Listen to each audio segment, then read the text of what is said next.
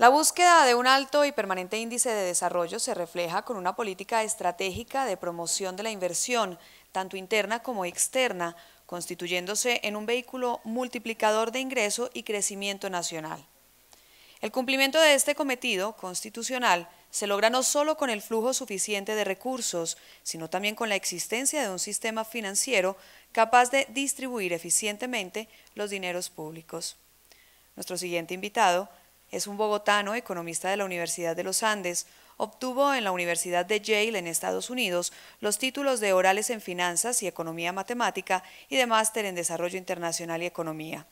Se ha desempeñado como director de Fogafín y durante su carrera ha sido viceministro técnico y viceministro general de Hacienda, economista jefe del BBVA en Colombia, consejero económico y de la competitividad de la Presidencia de la República y director del Departamento de Estudios Económicos del Departamento Nacional de Planeación. Además, ha tenido una larga trayectoria como docente y catedrático universitario. Al momento de su nombramiento se desempeñaba como secretario de Hacienda de Bogotá. Recibamos al doctor Juan Ricardo Ortega, director general de la Dirección de Impuestos y Aduanas Nacionales, DIAN.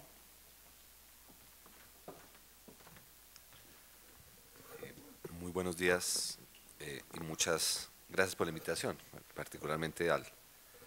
doctor Marco Antonio Velilla, magistrado. A mí me gustaría aproximar este tema en tres direcciones. Y lo primero, yo creo que es útil poner un poquito las cosas en contexto histórico. Yo creo que hay que entender que los procesos económicos y los procesos sociales no son procesos determinísticos, no son procesos de las características de los modelos científicos de la física, de las matemáticas. Yo creo que cada día más la tendencia de los mejores pensadores tienden a presentar la economía como un proceso mucho más darwiniano, un proceso evolutivo, en el cual un entorno va seleccionando según unas reglas de juego qué prevalece. No tiene un planeamiento de una optimización y una definición de lo que es bueno per se. En unos entornos salen unas fieras horrorosas y prosperan unos animales muy desagradables y en otros prosperan unos más bonitos, ¿no? En Galápagos había pajaritos que no volaban y saludaban y se acercaban a todo el mundo feliz. El día que llegaron los perros se acabaron los pajaritos. Yo creo que eso igualito sucede en los sistemas financieros y está ampliamente documentado y ampliamente probado, y mucho del desarrollo de la teoría económica gira alrededor de lo que ha sucedido con los sistemas financieros. Y solamente hacer un análisis de las crisis, de mirar lo que fue la crisis de los ferrocarriles en Estados Unidos en 1870,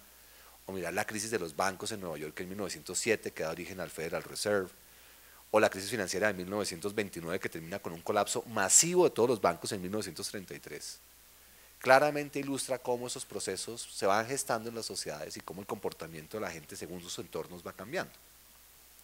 Los comportamientos de inversión de la gran mayoría de los ciudadanos no son procesos racionales.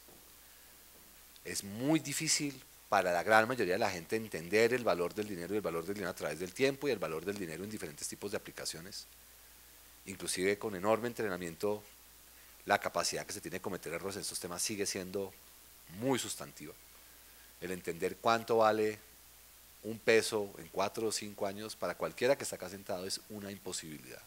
particularmente si lo quieren relacionar con el euro, con el dólar. Prueba está que los contratos de Transmilenio en el año 98-97 hablaban de un dólar de 6.000 y pico pesos para estas fechas, y en el año 2003 veíamos un dólar de 3.000 pesos y todos pensábamos que el peso siempre se devaluaba, y yo que muy pocas personas imaginaban como hace unos meses íbamos a llegar a 1.700. Entonces hay algo muy fundamental en los procesos económicos, particularmente en las tomas de decisión de inversionistas, sobre todo personas naturales, y es, reconozcámoslo, la mayoría son irracionales. Cuando meten la plata en una vivienda porque están subiendo los precios de la vivienda, o en unas acciones porque en una bolsa está progresando, o en una .com cuando era la moda de las bolsas, la mayoría de los procesos son procesos muy anímicos, muy emotivos y muy poco ligados por la lógica. Y eso genera comportamientos que tienen ciclos. La gente pierde la noción del riesgo, la gente pierde la noción de cómo ese proceso oportunista de uno querer hacer plata relativamente fácil va a llevar a que pierda su capital y que pierda sus ahorros. Y cuando la gente no lo ha vivido y no lo ha visto, se lo olvida. Y eso se va repitiendo a lo largo de la historia de la humanidad. después de un totazo fenomenal como fue 1933, en el cual la mayoría de la gente vio cómo nadie se hace rico fácil, esa idea de que uno puede meter la platica en un negocio y que el negocio va a ser rentable y que uno sin trabajar va a lograr aumentar su riqueza en un 20, 30, 40%, empíricamente eso casi nunca sucede. Hay momentos en el tiempo y en la historia en que sucede por un ratico, y los que logran entender el ratico y se montan en el carrusel cuando va subiendo y se bajan a tiempo, sí, esos hacen dinero, pero la gran mayoría no. Y lo que termina sucediendo en muchos de esos procesos es una redistribución de ingresos, de todos esos que en manada creen, a esos poquitos que entienden y que saben hacer muy bien medido el tiempo de entrada y el tiempo de salida. Y esa es una apuesta muy riesgosa y muy difícil de hacer. Entonces ustedes tienen una variable fundamental y que fue el gran error conceptual de las teorías marxistas, y es que uno de los principales dilemas de la construcción de procesos sociales es que los seres humanos somos oportunistas. Y si la gente es oportunista, el generar marcos institucionales que controlen ese oportunismo se vuelve uno de los principales retos del diseño de cualquier sistema judicial, político y financiero. Y ahí están muchas de las raíces del diseño institucional de Estados Unidos, de los pesos y contrapesos, y es cómo uno logra acotar el nivel de importunismo de los ciudadanos. Y esa es siempre la variable fundamental a través de la cual uno quiere entender un banco, a través del cual uno quiere entender el papel de un banco en un sistema, ya sea para el planeamiento del desarrollo o para la asignación efectiva de recursos. Pero si uno no tiene muy en cuenta que lo que el entorno le esté fomentando y aquellas reglas de juego que le controlen y le acoten el comportamiento oportunista al cual lamentablemente todo ser humano puede estar sujeto en las condiciones incorrectas, uno va a tener problemas muy severos. Los mejores análisis de la crisis actual le muestran cómo claramente hay un cambio en los procesos de selección de los banqueros en Estados Unidos y en Europa, de ser personas aversas a perder, personas criadas en la Segunda Guerra Mundial y en la gran crisis del 33, muy conscientes de que su labor como banqueros era el asignar recursos para que no se perdieran, es decir, seleccionar proyectos que fueran con alta probabilidad factibles, no necesariamente los más rentables, pero sí que fueran factibles. Luego buscaban gente conservadora, gente con dinámicas gerenciales y de disciplinas muy rigurosas, con comportamientos personales muy austeros.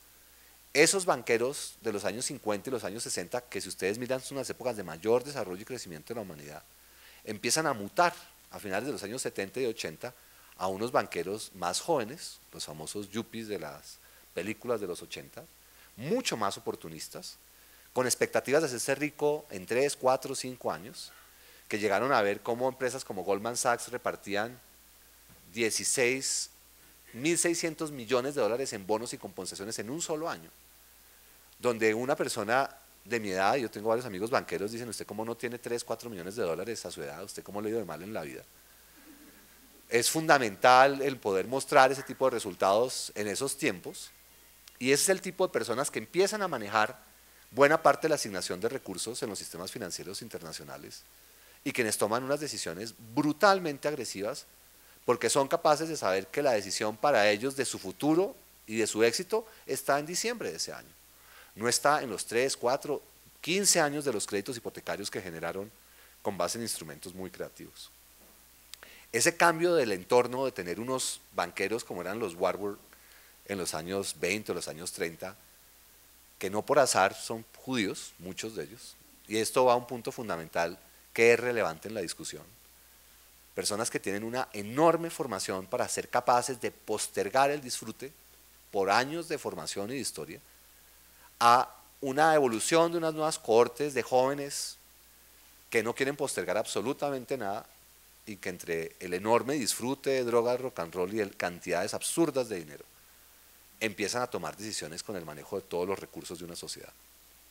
Entonces, si uno no es consciente que un pilar fundamental es el control de lo que es la capacidad de acceso al endeudamiento y al tipo de instrumentos de endeudamiento que tenga una sociedad, las personas van a ser siempre vulnerables al comportamiento oportunista de aquellos pocos que entienden. Y si ustedes miran, el único país desarrollado que ha estado inmune a todos los procesos que han ocurrido en estos momentos es Canadá, que tiene como uno de sus pilares fundamentales una agencia de protección al consumidor, que tiene gente muy preparada y con una capacidad enorme de acción donde limita instrumentos financieros, tipos de mercadeo y que monitorea, verifica e informa cuando la gente está tomando decisiones en el manejo de sus recursos que no corresponden con un manejo, llamémoslo entre comillas, racional de lo que es el manejo de la plata. Si usted no tiene eso y deja a la gente a su libre albedrío, por más de que yo soy un enamorado de la libertad, el libre albedrío manejando endeudamiento empíricamente tiende a ser de resultados muy negativos. Y pruebas contundentes está acá en Colombia con lo que sucedió con DMG o lo que sucedió en Estados Unidos con Barney Madoff, que le garantizaba 10% de rendimiento a todos estos ricos del mundo que evadían impuestos, y ese 10% que parece relativamente seguro, si ustedes se ponen a analizar a lo largo de la historia de la humanidad, 10% anual, y yo sé que a muchos de ustedes les parecerá horrible lo que les voy a decir, no es una cifra creíble en ningún escenario. Y empíricamente, si ustedes miran estadísticas, eso no se da durante 10 y 15 años seguidos. Por algo los títulos de los tesoros y los títulos seguros, donde usted no pierde su plata, rinden un desagradable 4.5%. Y el planeamiento para la pensión de ustedes debe ser de un 4%, ni siquiera un 4.5%. ¿Y eso qué implica? Una enorme voluntad de sacrificar actos suntuarios, expresiones materiales de riqueza hoy para poder garantizar contingencias mañana. Los pueblos que han tenido ese comportamiento y que tienen ese tipo de tradición, ese tipo de formación, son los países que han podido banquear y financiar proyectos importantes de desarrollo. Para la prueba hoy en día China, que es un país donde la gente tiene índices de ahorro de un 50% de su ingreso, donde la gente sistemáticamente posterga cosas materiales para poder garantizarse un mañana ante las enormes incertidumbres que todos vivimos en nuestras vidas. Hay un estudio muy reciente de un sociólogo americano haciendo una crítica a los economistas. Afortunadamente hoy en día todos nos critican, pero es bastante agudo y critica a probablemente uno de los mejores pensadores, y yo creo que es un tema fundamental de la discusión de hoy, y es que la ciencia económica, cuando ustedes miran los grandes economistas, no algunos de los predicadores o profetas, que yo no creo que sean los grandes economistas, estos son personas más ideólogos que venden ideas casi siempre con agendas políticas de intereses creados, no per se personas tratando de buscar desarrollar un conocimiento. Luego los economistas son difíciles de diferenciar cuáles son los ideólogos que simplemente son profetas de una fe y cuáles son los pensadores objetivos abstractos tratando de entender cuáles son esas dinámicas sociales. Uno de esos grandes economistas es Amartya Sen. Amartya Sen. Todos los economistas de peso son enormes pensadores desde el punto de vista de lo ético, de la libertad, y el origen de la teoría económica parte de preocupaciones éticas. Si uno lee a Adam Smith, todas las reflexiones de Adam Smith se derivan de su teoría del sentimiento moral y se deriva de todos los estudios de Hume de cómo procesos evolutivos generaban marcos institucionales en los cuales unas sociedades lograban mayor libertad y mayor desarrollo de sus individuos y otras no. Y él hace esa reflexión en una Escocia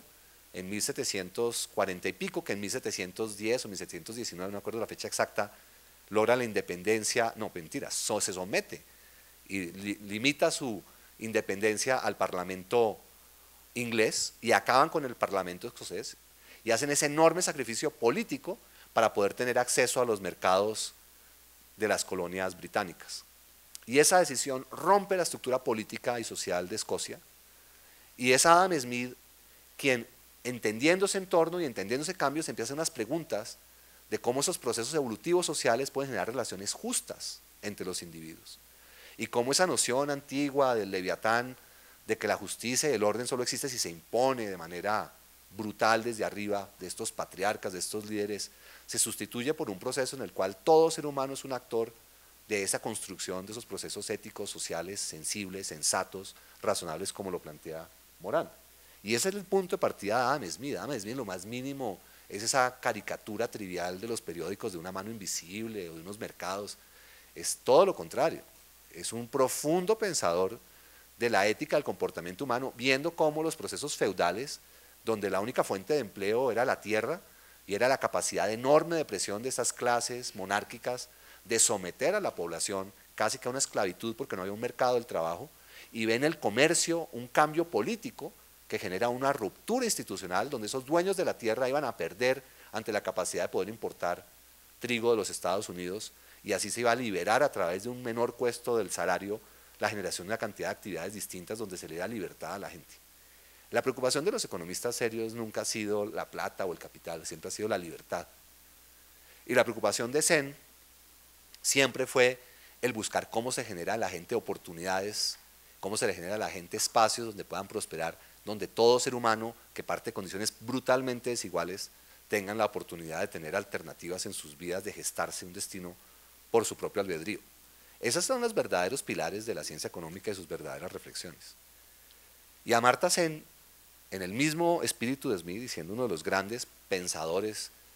en el siglo actual, plantea que la construcción de una sociedad parte del generar ciertas capacidades, ciertas competencias para que la gente tenga unas funcionalidades. Y que es el desarrollo de esos puntos de partida lo que le genera a la gente una igualdad o una capacidad de poder ser un agente viable, importante, valioso, productivo a la sociedad. Esa base dio origen al índice de desarrollo humano que maneja las Naciones Unidas y mucha de la comunicación que ustedes manejan desde el punto de vista de comparación de sociedades y de desarrollo viene basado en los criterios de Sen. Pues la crítica que le están haciendo estos sociólogos, con un análisis empírico muy profundo, le dice, ¿por qué en estos últimos 60, 70 años, en el cual el mundo ha prosperado como pocas veces en luchar contra la pobreza? Si ustedes miran, más de 300 millones de personas en India y más de 300 millones de personas en China han salido de la pobreza en los últimos 30 años. Esta gran transformación que ha tenido la humanidad, que sin duda es exitosísima en muchos sentidos, a pesar de la crisis, lo que se ha logrado es encomiable bajo cualquier ángulo que lo miren. ¿Qué pasa? Que los que son proporcionalmente más exitosos son personas de origen judío. Y esto lo escribió un judío. ¿Qué? Te lo puedo mandar, yo tengo problemas de memoria, si no le voy a decir un nombre mal dicho, pero se lo mando. Yo tengo toda mi colección de literatura y el artículo es un artículo muy bien estructurado. Y haciendo ese análisis de lo que son las evoluciones recientes, y cuando usted mira muchos de los grandes empresarios y las personas exitosas en el mundo capitalista actual, él hace el siguiente análisis de su propio origen y de su propia familia, y dice, a nosotros nos formaron, mucho por necesidad y por circunstancias, a sacrificar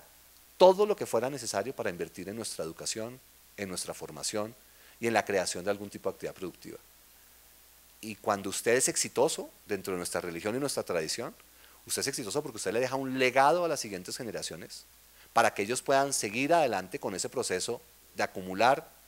y de sacrificar cosas hoy para construir una cosa mañana. Es una continua búsqueda de dejarle un punto de partida a los que nos siguen. En ningún momento se considera ni aceptable ni socialmente validado el que usted anticipe disfrutes y usted se dé a usted una cantidad de condiciones materiales que no son las que son valoradas ni ética ni socialmente dentro del grupo. Y eso lamentablemente no lo puede enseñar un sistema de educación público. Y las narrativas de la igualdad de oportunidades y las narrativas de que usted puede construir progreso en las sociedades e igualdad en las sociedades simplemente a través de generar unas condiciones objetivas de un conocimiento, no corresponden a las transformaciones emotivas de usted poderse formar de una forma en que usted sea capaz de anticipar el castigo, el sufrimiento, el esfuerzo y postergar el disfrute, el descanso y el goce. Porque es totalmente contraintuitivo, porque la naturaleza humana tiende a hacer todo lo contrario, tiende a tratar de tener los disfrutes lo más pronto posible y los sacrificios los más lejanos. Y esos cambios de comportamiento solo se generan a través de estructuras sociales que generen enorme presión, como son los grupos, las iglesias y las familias. En ese orden de ideas, lo que le ha pasado al mundo y lo que es el gran riesgo de los sistemas financieros es el cómo logran generar esquemas donde el hacer esfuerzos, donde se entienda que la riqueza nunca sale rápido, donde las cosas no se multiplican de un día para el otro, donde los proyectos exitosos no son proyectos de 30, 40% tasa interna de retorno, sino que los seres humanos son exitosos en promedio cuando son los proyectos austeros, esmerados, de esfuerzo, donde de vez en cuando salen unos espectaculares, y sale un Steve Jobs, sale un Bill Gates, pero eso es lo excepcional, esa es la carátula de la revista. La mayoría de los que estamos acá, si logramos un 12% de tasa interna de retorno, nos debemos dar una palmadita en la espalda, nos debemos decir, hombre, nos fue muy bien. Y todo el resto, si tenemos el 4%, debemos darle gracias a Dios. Yo creo que el mensaje de fondo en esto es que aquí no hay una fórmula mágica y la única alternativa real es esfuerzo. Muchas gracias.